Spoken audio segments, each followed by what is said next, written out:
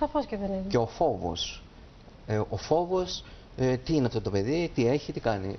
Ως κοινωνία δεν έχουμε μάθει να αποδεχόμαστε τη διαφορετικότητα. Και ο φόβος μπορεί να γεννήσει και απέχθεια, αποστροφή, απομάκρυνση, συνομπισμό κλπ. Αυτά τα βιώνει το παιδί. Όλα. Είναι πολύ λυπηρά αυτά που μας λέτε και επειδή θέλω να συζητήσουμε για τον κοινωνικό αποκλεισμό. Να πάμε να δούμε κάτι που έχει ετοιμάσει η συνάδελφος η Μαρία Ιστηλιανού από το βιβλίο που έχετε γράψει και θα επανέλθουμε για να συνεχίσουμε την κουβέντα μας. Έκαναν πατρίδα τους το τρεμάμενο σώμα του παιδιού τους.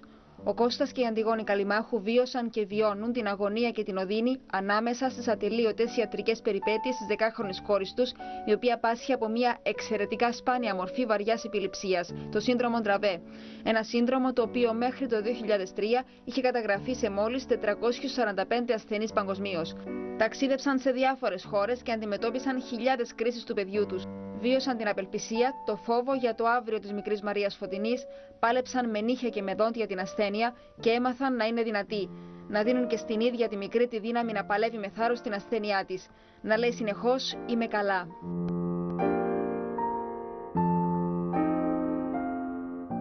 Ο Κώστας και η Αντιγόνη άκουσαν πρώτη φορά για την επιληψία όταν οι γιατροί διέγνωσαν από τι πάσχει η κόρη τους. Κατέγραφαν το Γολγοθά τους σε ένα λευκό χαρτί. Σήμερα είναι σε θέση να μοιράζονται τις εμπειρίες τους για την ασθένεια του παιδιού τους μέσω ενός βιβλίου που εξέδωσαν με τίτλο «Επιληψία αγάπη μου», τα έσοδα του οποίου διατίθενται στο Σύνδεσμο Στήριξης Ατόμων με Επιληψία. Ένα βιβλίο που δίνει μαθήματα ζωής σε όλους. Μέσα από τις σελίδες του διαφαίνεται η απερίγραπτη αγωνία ενός γονιού που βλέπει το παιδί του να υποφέρει μέρα με τη μέρα. Αυτή η αγωνία δεν συνηθίζεται να φέρει κάπου η Αντιγόνη. Πριν από μία ώρα είχαμε μυοκλονικούς σπασμούς. Δάγκωσε τη γλώσσα της και μαζί με τα σάλια έβγαινε κάμποσο αίμα. Πανικός. Ευτυχώς η αιμορραγία κράτησε μόνο λίγα λεπτά. Ο Κώστας ήταν ψύχρεμος, ενώ εγώ και να θέλω δεν μπορώ. Τρέμουν τα χέρια μου. Έτσι τη δουλειά όλη την έκανε η ταντά μας. Της χορήγησε το κατάλληλο φάρμακο. Οι σπασμοί δεν κράτησαν περισσότερο από 3 λεπτά. Αυτή η αγωνία όμως δεν συνηθίζεται με τίποτα. Όσο για τη μικρή, όπως αναφέρουν οι γονείς της, όταν θέλει να περιγράψει τα συναισθήματά της, τις απορίες της ή τις ανησυχίες της, τότε χρησιμοποιεί τον ξεχωριστό δικό της πλάγιο τρόπο. Αν νιώσει φόβο, θα πει «Μη φοβάσαι». Αν δεν είναι καλά, θα μας κοιτάξει στα μάτια και θα μας πει «Είσαι καλά». Έτσι καταλαβαίνουμε ότι φοβάται κάτι και πώς έχει ανάγκη να την αγκαλιάσουμε και να την καθησυχάσουμε. Κάποτε πάλι την πιάνει το παράπονο. Απελπίζεται από την κλεισούρα και την απουσία άλλων παιδιών και εκεί επιστρατεύεται ο σκύλος της οικογένειας που λειτουργεί ως αντιεπιληπτικό και αντικαταθλιπτικό. Σήμερα, ακολουθώντας μια νέα πειραματική θεραπεία, το κοριτσάκι απέχει από τις άσχημες κρίσεις του παρελθόντος.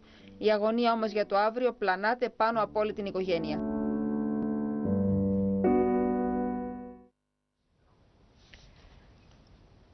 Με έχει στεναχωρήσει πολύ αυτό που είπατε ότι η Μαρία Φωτεινή δεν έχει φίλους. Έχει φίλους στην Αμερική. Και γι' αυτό θεωρεί ότι για να βρει τους φίλους πρέπει να πάει στην Αμερική. Είναι λίγο αστείο. Έχει και τις ξαδερφούλες της βέβαια. Η καλύτερη της φίλη εδώ είναι. Δεν βοηθάει και η ζωή. Δηλαδή δεν μπορεί να βγει έξω γιατί είναι ο ήλιος. Δεν μπορεί να πάει σε κλειστούς χώρους, σε πάρτι και αυτά γιατί οι ιώσεις πυροδοτούν την επιληψία. Δηλαδή είναι ότι. Για όνομα του Θεού δεν καταλογίζουμε τίποτα στην κοινωνία, αλλά πιστεύω, επειδή μιλάω και ως εκπρόσωπος του Κυπριακού Συνδέσμου Στήριξης Ατόμων με Επιληψία, τον κοινωνικό, και έρχομαι σε επαφή με δεκάδες οικογένειες που ίσως δεν τολμούν να τηλεφωνήσουν τώρα, τον κοινωνικό αποκλεισμό που υφίστανται τον βιώνουν πολύ τραυματικά και στον επαγγελματικό τομέα και στις καθημερινές τους σχέσεις αλλά και στην προσωπική του ζωή. Εξού και ο φόβος που έχουν να μην μιλήσουν γι' αυτό, να μην εκτεθούν. Κοιτάξτε, εγώ από απόσταση βλέποντάς το, θεωρώ ότι είναι ανθρώπινο να έχεις την αγωνία ότι συναναστρέφεσαι με έναν άνθρωπο που έχει ένα πρόβλημα και αν είσαι μαζί του και το πάθει μια κρίση για παράδειγμα, αγωνιάς πώς θα τον βοηθήσεις. Δεν είναι ότι τον αντιπαθείς, δεν είναι ότι τον συχαίνεσαι, πώς το βλέπω εγώ. Έτσι. Αλλά έχεις ένα άγχος ότι. Δηλαδή, ναι, εγώ είμαι μια μάνα που έχει ένα παιδί και να καλέσω τη Μαρία Φωτεινή να παίξει με το παιδί μου. Αλλά μπορώ να μείνω μόνη μου και να αναλάβω την ευθύνη μου για αυτό το παιδί. Δεν αφήνουμε κανέναν. Ούτε ζητούμε αυτό το πράγμα. Και αυτό το λέμε πάντα και ίσως αυτό φταίνει και οι γονείς. Θα πρέπει να ξέρουν, να έχουν την ασφάλεια οι επισκέπτες ότι δεν κινδυνεύουν, ότι εμείς έχουμε και νοσοκόμες στο σπίτι και εμείς είμαστε νοσοκόμοι και οτιδήποτε συμβεί θα είμαστε εμείς εκεί. Δηλαδή δεν είναι ευθύνη των επισκεπτών, οποιοδήποτε φίλο κλπ. Να συμπαρασταθεί στο παιδί. Απλώς θέλω λίγο να το δω για να μην αδικήσουμε και κανένα. Καταλαβαίνω αυτό που λέτε, αλλά μπορεί να υπάρχει και ο φόβος. Ο φόβος, όπως τον περιγράψατε πριν, είναι ανθρώπινο να υπάρχει. Γιατί είναι μια ζωή. Έτσι, μιλάμε για μια ανθρώπινη ζωή. Κάτι που δεν συμβαίνει όμως, όλα αυτά που λέμε, δεν είναι ακριβώς έτσι. Δηλαδή, στο εξωτερικό είναι αυτονόητο ότι δεν υπάρχει ο φόβος αυτός. Το έχουν ξεπεράσει, λέτε. Αυτό έχουν ξεπεράσει, δεν νοιάζονται. Μπορεί να είναι κουτσός, τραβός, ό,τι να είναι ο άλλος. Εγώ είχα μία συνάδελφο, διευθύντρια στο τμήμα ξένων γλωσσών στο Trondheim University, που ήταν 300 κιλών. Και έπαιρνε τις αποφάσεις όλων, δεν ξέρω τι ζωή θα είχε αυτός ο άνθρωπος εδώ.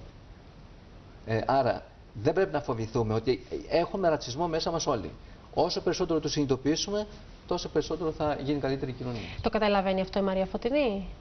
Το βιώνει? Το βιώνει, το ζει, το διαισθάνεται. Το αντιλαμβάνεται, λέτε? Βεβαίως. Ότι κάποιος που μπορεί να έρθει σπίτι σας, ας πούμε, και είναι εκεί επισκέπτης, ότι μπορεί να τη βλέπει κάπως, τι...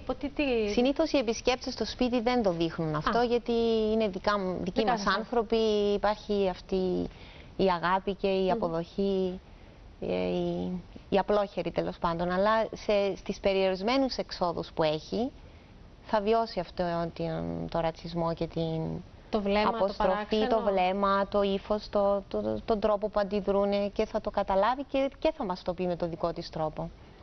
Δηλαδή, κάνει σχόλια ίδια? Κάνει σχόλια που πολλές φορές μας αφήνουν... Ένα παράδειγμα, θυμάστε, ας πούμε, κάτι που να την ενόχλησε? Σε μια επίσκεψη που είχαμε πάει στο μολ παλιά και παίζαν τα παιδάκια με ένα μπαλόνι, αυτή έτρεξε με ενθουσιασμό για να λάβει μέρος.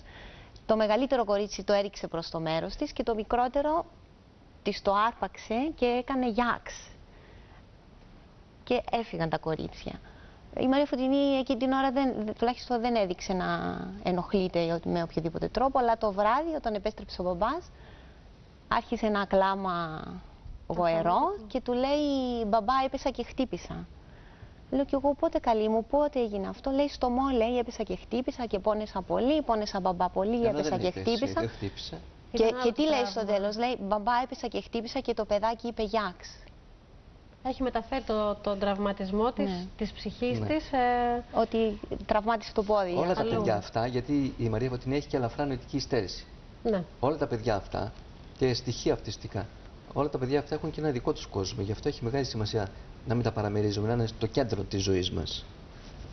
Το σκυλάκι που είπατε, ευτυχώς επιτρέπεται, γιατί έτσι όπως μου το είπατε ότι την προσέχετε από όλες τις μεριές. Έχουμε τώρα 2 σκυλάκια, κάμποσους γάτους, λίγα ψαράκια. Και της αρέσει, φαντάζομαι. Τρελαίνεται, ναι. Ναι, είναι η φίλη της. Η συντροφιά της και η περιποίησή της. Πάντως σας θαυμάζω, γιατί σας το είπα και πριν έξω. Εγώ, όπως φαντάζομαι και άλλοι γονείς, λίγο να πέσει το παιδί απότομα, λίγο να το χάσεις από το βλέμμα σου. Εγώ πανικοβάλλομαι. Χάνω την ψυχραιμία μου. Ο πανικός δεν φεύγει και εγώ συνέχεια πανικόβλητη είμαι. Πώς καταφέρνετε και αντιδράτε και είστε ψύχρεμοι και να δώσετε τα φάρμακα και να βοηθήσετε το παιδί. Πραγματικά μπράβο. Τι να πω, προσαρμόζεται κανείς στην κατάσταση? Δεν ξέρω πώς μπορεί να γίνει αυτό και πώς το πετυχαίνετε. Ο πανικός δεν θα φύγει ποτέ. Και ούτε, αλλά μπορείς να δημιουργήσεις το αντιστάθμισμα, να πεις το καθήκον μου δεν είναι ούτε να κλάψω ούτε να ουρλιάξω. Θα τρέμει το χέρι μου, αλλά θα βοηθήσω το παιδί. Είναι η προτεραιότητα δηλαδή, η Μαρία. Οπλίζεσαι και δυναμώνεις την άλλη, τον ορθολογισμό. Δυστυχώς δεν έχουμε καταφέρει να επικοινωνήσουμε με κάποιον από το Υπουργείο Υγείας, όμως δεν θα μείνει αναπάντητο το ερώτημα. Λοιπόν, εμείς θα κάνουμε την προσπάθειά μας, γιατί θέλουμε να βγάλουμε άκρη, θέλουμε να δούμε τι συμβαίνει. Φαντάζομαι και τα έξοδα πρέπει να είναι πάρα πολλά. Μόνο το εισιτήριο μπορώ να σκεφτώ, το να πάτε, τα φάρμακα, το να έρθετε. Πρέπει να βρεθεί μια πιο ρεαλιστική λύση από το να μπαίνετε σε ένα αεροπλάνο για να φέρνετε τα φάρμακα για 1 χρόνο. Οπότε ελπίζω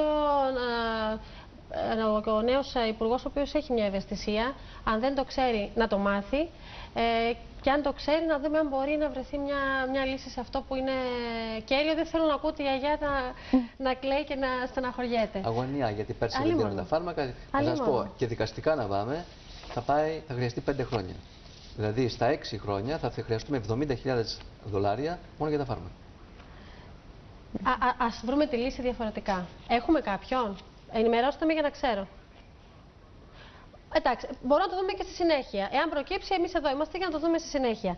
Θέλω να σας ευχαριστήσω πάρα πολύ που ήσασταν εδώ, που μοιραστήκατε την ιστορία σας. Ωραία ιστορία εντός των εισαγωγικών, γιατί ο δεσμός της αγάπης και της οικογένειας είναι ιερός, είναι δυνατός. Μπράβο που δεν εγκαταλείψατε όταν ακούσατε εκείνη την πολύ σκληρή κουβέντα. Σας εύχομαι τα καλύτερα. Και σας οφείλουμε μια απάντηση που ελπίζω να την έχουμε. Πάρα πολύ. Λοιπόν, πάμε τώρα τηλεφωνικώς στον βοηθό διευθυντή της πνευμονολογικής κλινικής, τον κύριο Γιάννη Δημητριάδη. Καλώς απόγευμα, κύριε Δημητριάδη.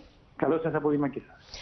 Υπήρξε μια πληροφόρηση ότι παρουσιάστηκε ένα κρούσμα φυματίωσης σε